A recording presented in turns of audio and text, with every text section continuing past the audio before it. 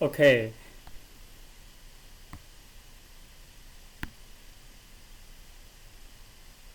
Hello everybody. This is week 4 lecture summary for bu1003, bu1903.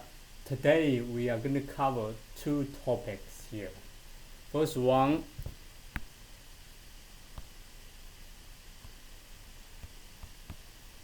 we will conduct a welfare analysis of the text in the supply and demand diagram. Secondly, we will look at the cost of production.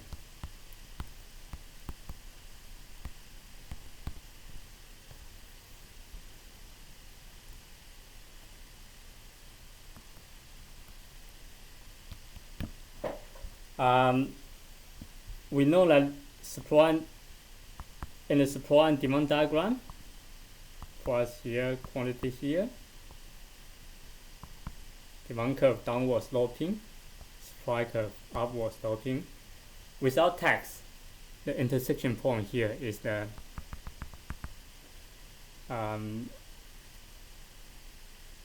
equilibrium.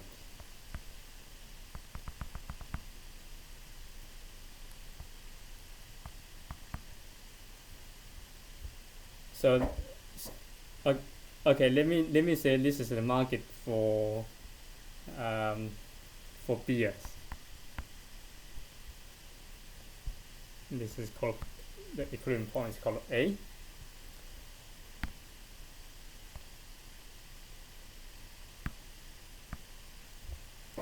So we know that for the first unit beer, consumers are willing to pay this many, but they actually pay this many. So there's a surplus. There's a surplus for the first surplus of this many. Similarly, for the second unit of beer, there's a surplus of this many. Third unit, this many, so on and so forth. So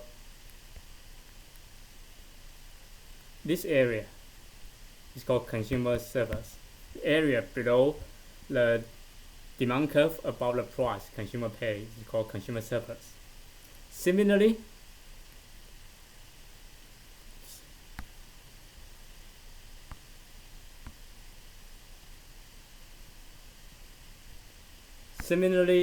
there's a producer surplus as well. So it's the area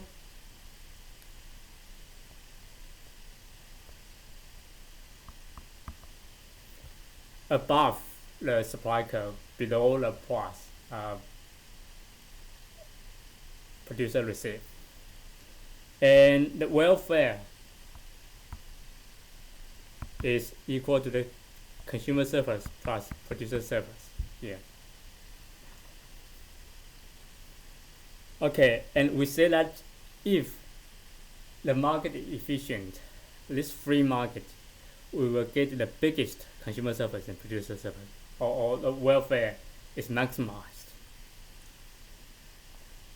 Okay, now let's say the government imposed tax on beers. There are several ways to put tax into the supply and demand diagram. The simplest way is to say tax driver wage.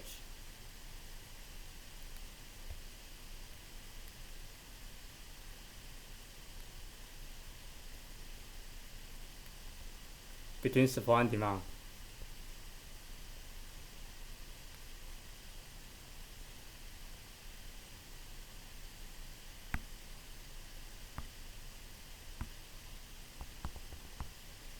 Or you can think that tax shift the supply curve or demand curve in a hypothetical way. But let's do this easy one. Tax driver wage between supply and demand by the tax rate. So which means that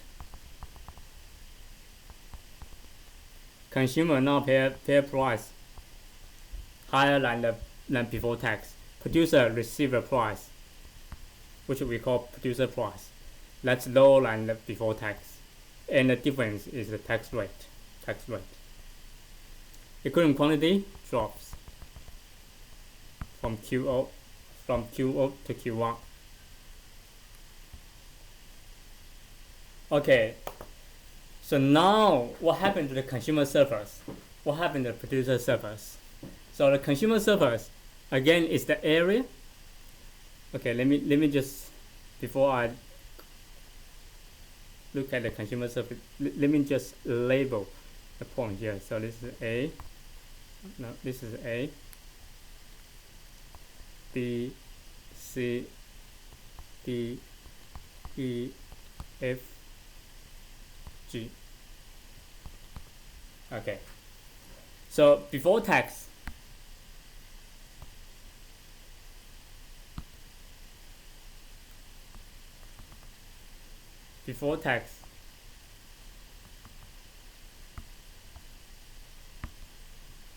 consumer servers is equal to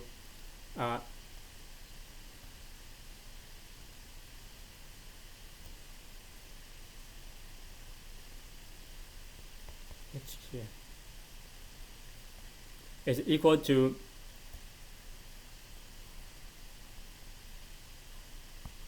ABH, the big triangle. Producer servers is equal to ACH, okay, area, the triangle. So after tax,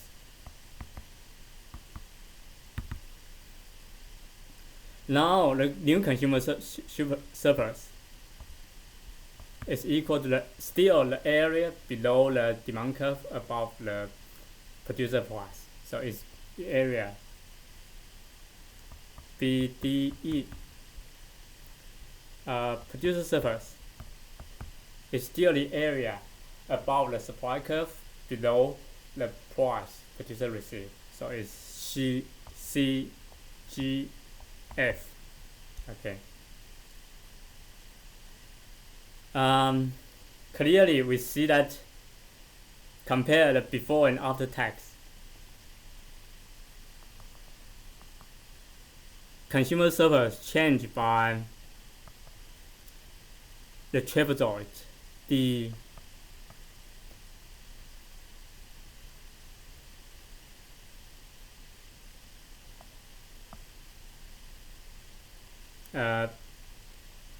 DEAH. Producer servers change by or reduced by the trapezoid, AHGF. So we see that before tax and after tax, the consumer server decrease, producer server decrease. Within this change, we know that there's area, there's a tax revenue collected by government, which is equal to DEFG. So let's rectangles. So there's an area, you should find out there's area. Let's go on.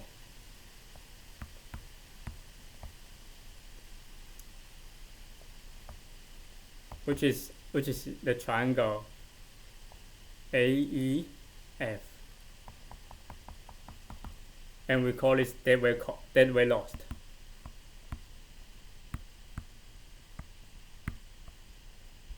Due to this tax, deadweight loss due to this tax. So that's the welfare change after we impose a tax on the beer market, whether this tax is on the consumption of beer or on the production of beers. All right. That's the first topic we want to cover today. Secondly, we want to look at the cost of production.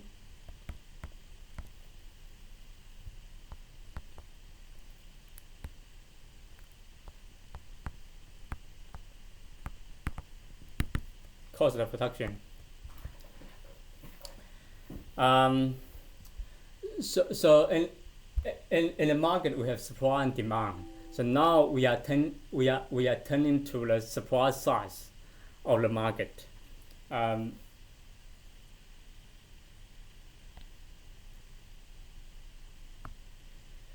So suppose you are suppliers in the market and you're running a firms, and you care about the profit that you are going to make. Pi denotes profit, which is the total revenue. Take away total costs. We know that total revenue is equal to the price that you can sell in the market multiplied by the quantity of your sale minus the total cost. Within this total cost, now we are going to have different concepts of cost here and different classifications. So make sure you are clear about these different measures of costs. So within this total cost, we can classify into this cost into explicit, which involves a dollar flow out of your pocket, so you are going to know this, or implicit, which is there's no dollar inflow, but we look at the opportunity cost. Okay, let me give you examples in order to better understand this concept. Say suppose you are running a coffee shop. Okay, say in the days, so you have 2 coffee machines.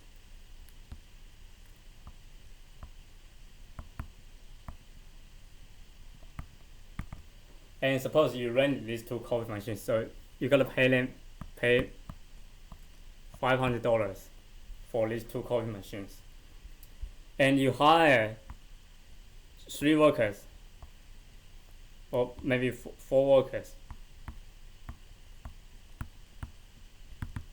and the wage rate is $100 per day. So we are gonna fix this wage rate, $100 per day. So now $4 you gotta pay the workers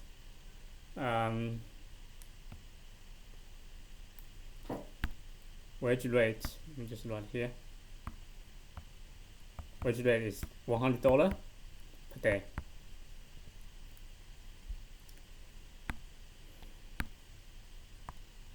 So you're gonna hire 4 workers, so you gotta pay $400, and you might need some other spendings like coffee beans, like milk, so on and so forth. But let's for simplicity, let's just abstract from there. So now these 2 types of costs, $500 and $400. So you gotta pay them. It involves dollar flowing out of your pocket. So you're gonna know this. So this we call the explicit cost.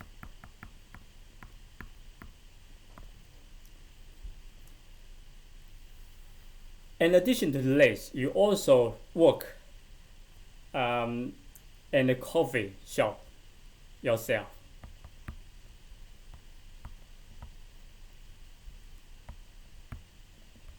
In coffee shop as manager.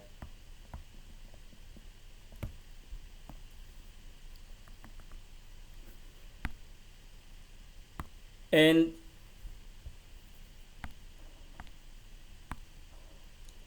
you don't pay yourself. However, there's a cost associated with these items.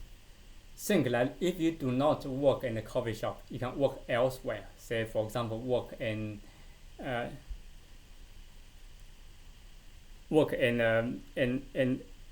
supermarket, or as a manager of a supermarket. Then there's opportunity cost associated with this. Suppose if you, instead of working in the coffee shop, you can work in the supermarket, you earn $300 per day. So that's the explicit cost. You should know that this cost does not involve dollar flowing out of your pocket. So that's why it's implicit. So opportunity cost is very important, which is the value of second best option foregone. So in order to work in a coffee shop, you have to give up working in the supermarket, and that the value of this, which is $300 per day, is your opportunity cost of working in a coffee shop.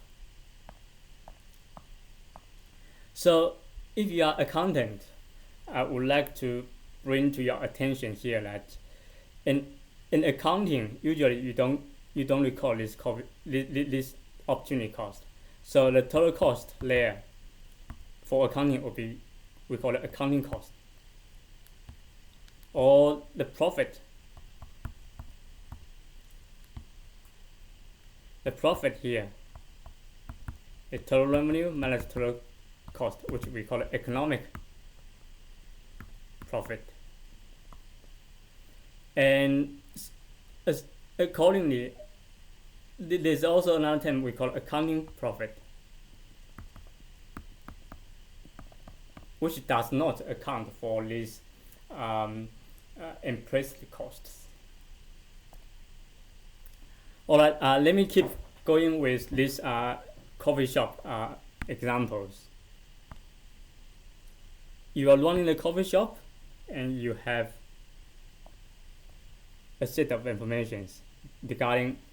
Okay, so now let me just summarize here. You have 2 coffee machines.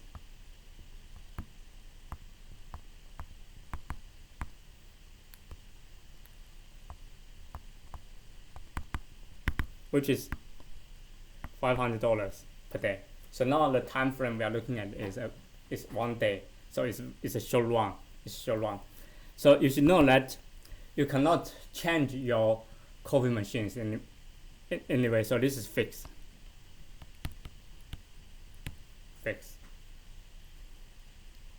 And you yourself work as a manager, or you should think of this as an entrepreneurship.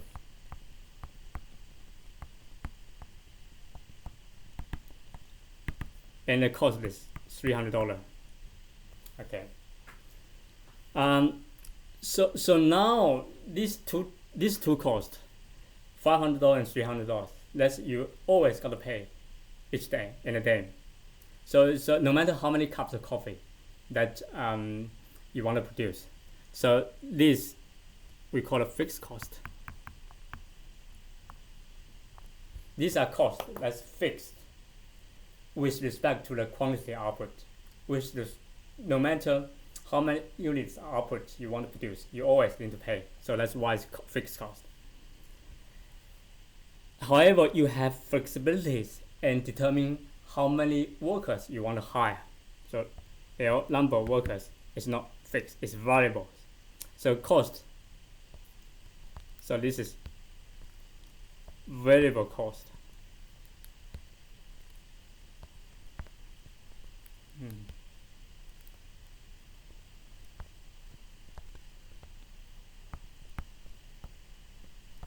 This is variable cost.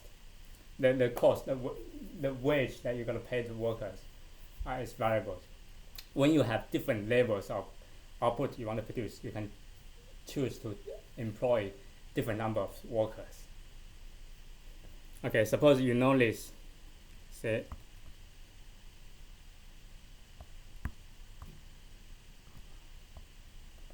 clearly, if you hire 0 workers, you produce no cups of coffee.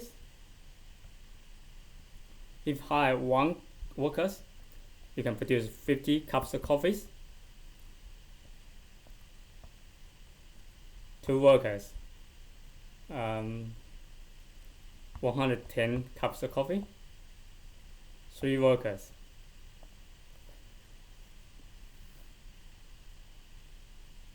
160 cups of coffee.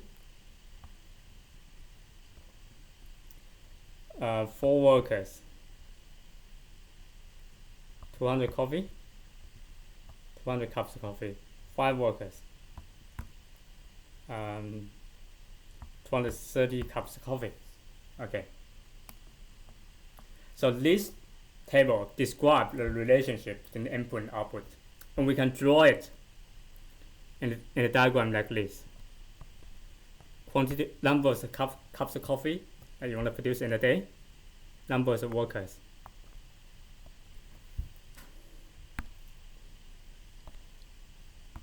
So if you hire 0 workers, produce nothing, no cups of coffee. If you hire 1 workers, you can produce 50. So you can this point. If you hire 2 cups of coffee, if you hire 2 workers, you can produce 110. This point.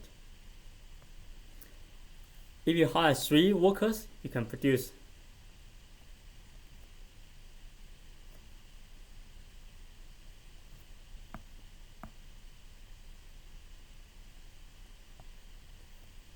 160.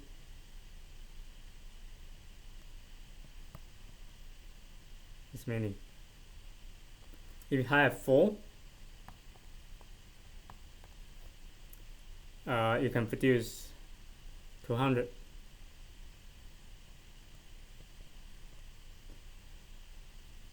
Five.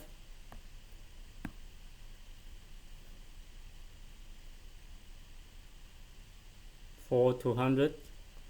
5, 230. So link all these points together.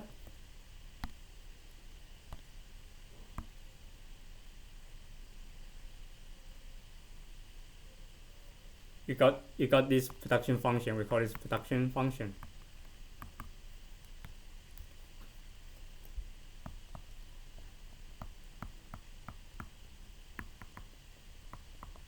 So this production function, it is called describe the relationship between inputs, which is labor here, and the output, which is cups of coffee here. And this production function, we are interested, there's an important concept here, which is we call the marginal product of labor. Or we would like to know if I hire extra workers, what's the extra output of the workers? So from 0 to 1, output increased by, the cups of coffee increased by 50. So marginal product of labor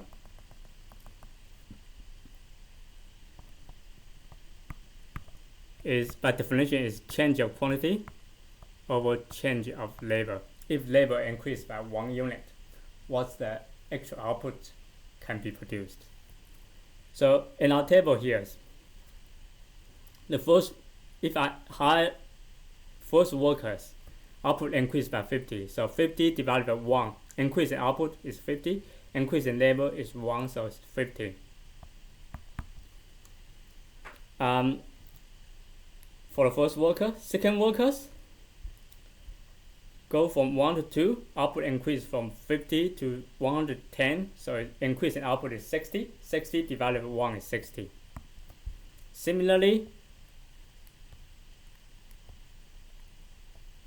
from 2 to 3 is 50. From 3 to 4 is 40. From 4 to 5 is 30. We'll erase this. Now let's look at this marginal product of labor. What feature can you observe from the table here?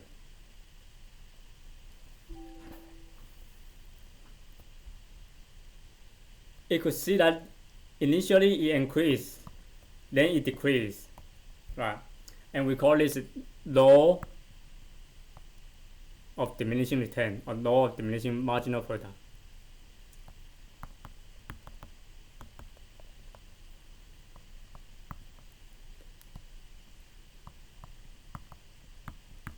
Which says that as labor increases as you keep using more workers. Eventually,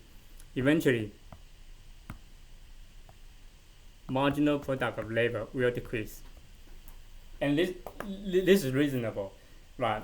Say I only have 2 coffee machines in my shops, and if I hire one workers operate 2 coffee machines, which is fine. But if I hire additional 2 workers operate 2 machines, that'll be even better.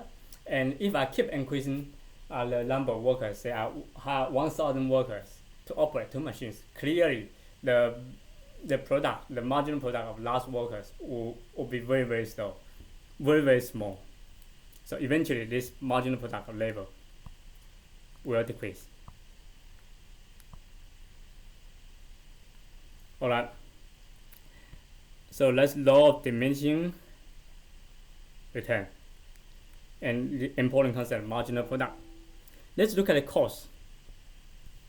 So we know that in this day, no matter how many cups of coffee that I want to produce, I always need to pay $500 for coffee machines, $300, which is my opportunity costs, the cost of entrepreneurship. So this cost, we call this fixed. Is fixed with respect to the numbers of cups of coffee you want to produce. So this fixed cost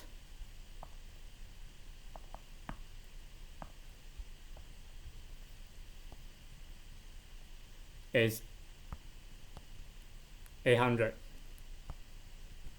And this fixed cost I need to pay even if I hire no workers in my shop. So fixed cost is the labor cost that you need to pay if you produce nothing.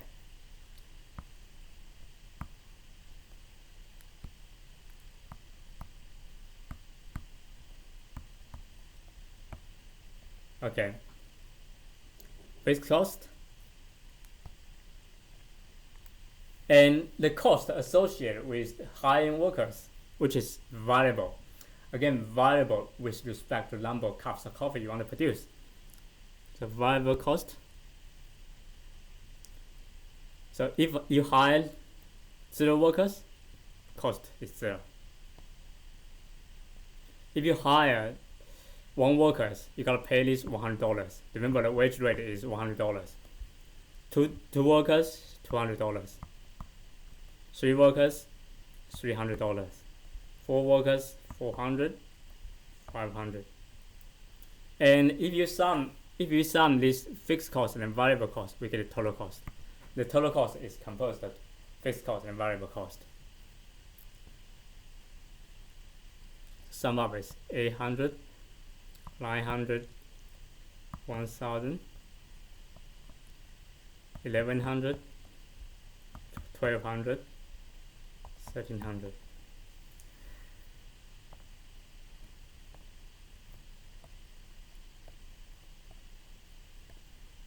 Now we can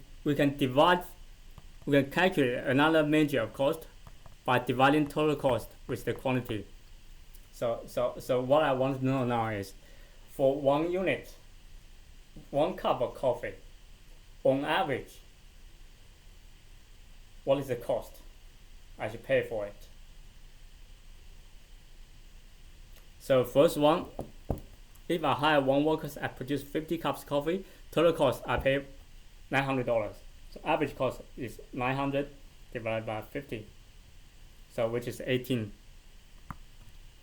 So the cost to produce 1 cup of coffee on average, it costs me $18 if I hire 1 worker.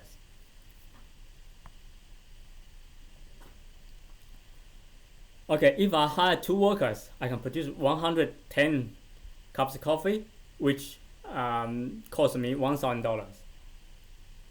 So what's the average cost here? 1,000 divided by 110. So it's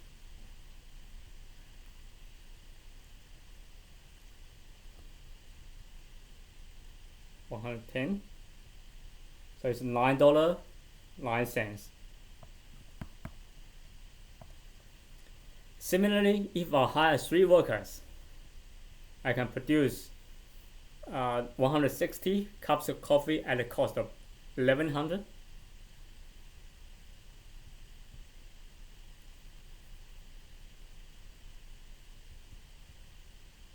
So it's 1100 divided by 160. So it's $6, 6.87, 8 roughly, rounded at 2 digits. And for if I hire 4 workers, 1200 divided by 200, so $6. Hire 5 workers, 1300 divided by 230, so it's $5.65.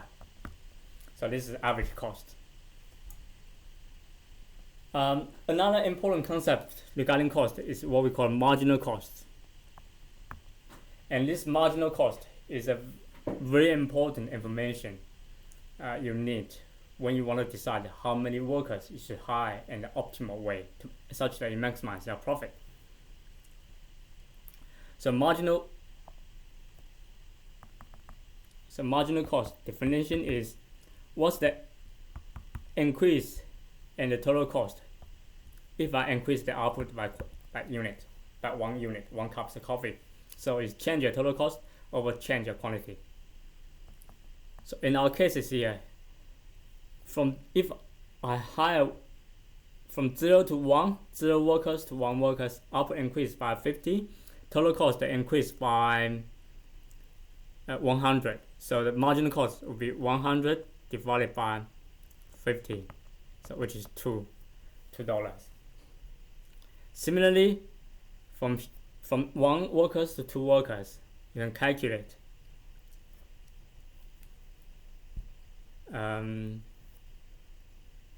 the marginal cost which is change of total cost. Total cost increased by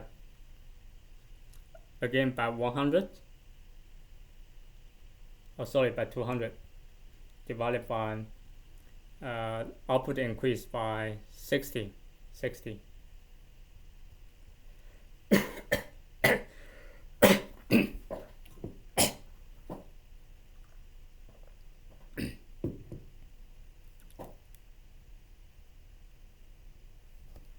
Sorry. If I go from 1 worker to excuse me. If I go from 1 workers to 2 workers, output increased by 60 from 50 to 110. Total cost increased by 100. So it's 100 from 900 to 1000 divided by 60. So it's 1.667.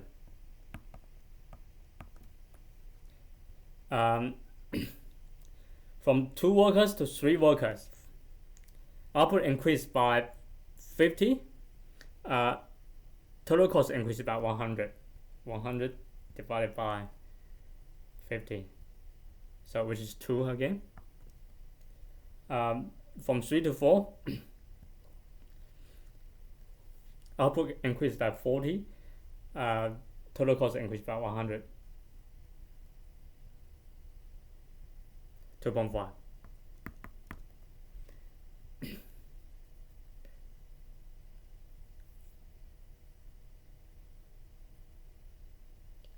From 4 workers to 5 workers, output increased by 30, and the total cost increased from 1200 to 1300. So 100 by 100 divided by 30, 3.33.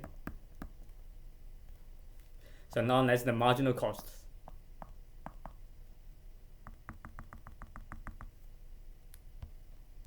Now we can draw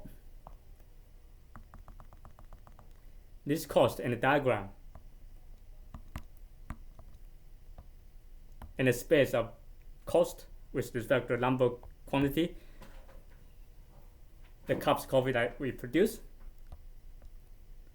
So I'm going to draw only average cost and the marginal costs.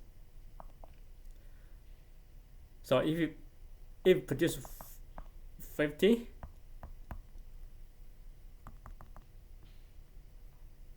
is the average cost is 80.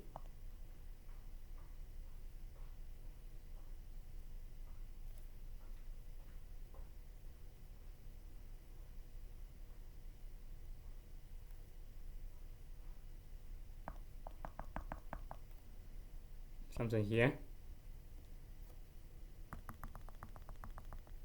Then 9.9.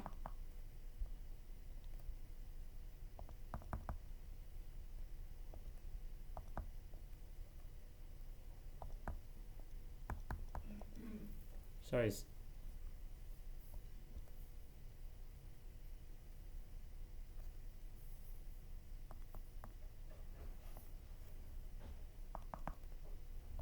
something like this. You can draw this, and similarly for okay, for the marginal cost curve is somewhere here. So the data here is not very rich, such that we can draw a very good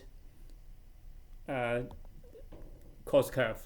But I'm gonna, rather than using the data in our example here, I'm gonna just draw it in a typical way.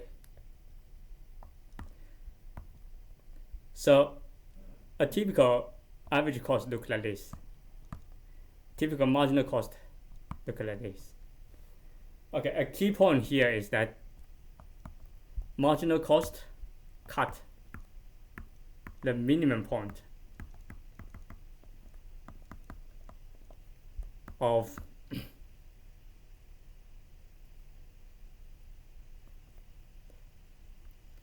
average cost curve.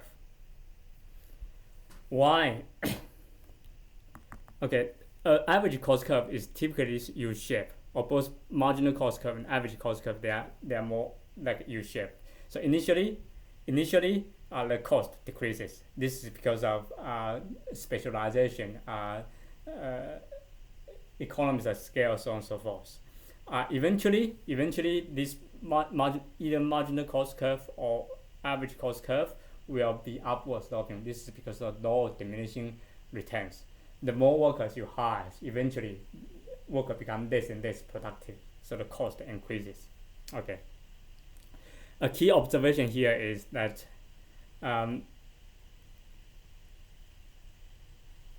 marginal cost cuts the minimum point of average costs. Why? If initially average cost, look at our picture here, initially average cost is above the marginal cost. So now if I increase one more to produce, if I produce one more unit, one more cup of coffee, now the actual cost associated with this cup of coffee is smaller. It's lower than the average cost of all previous coffee. So if I add this new cup of coffee into the pool, the new average will be slower. It's gonna drag down the new average. So average cost decreasing.